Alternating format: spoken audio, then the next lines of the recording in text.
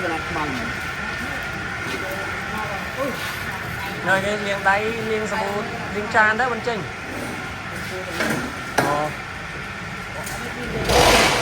tới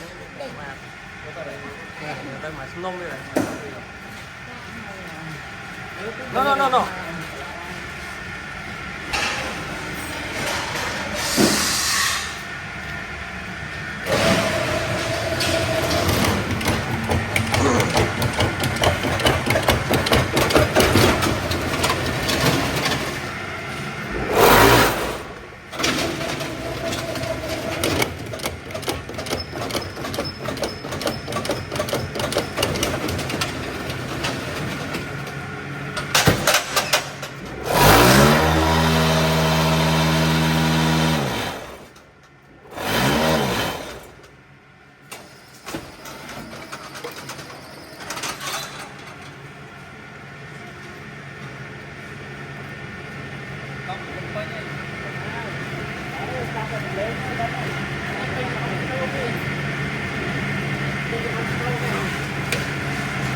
vậy thì bập lấy chết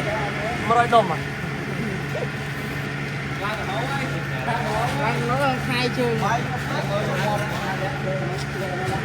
vài lớp cho mình đòn rồi về thứ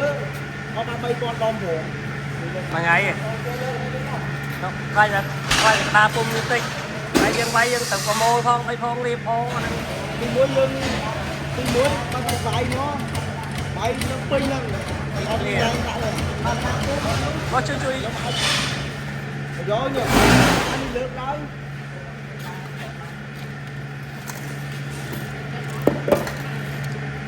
nước lan lan rồi đó lượt lan rồi nó là trong chui tinh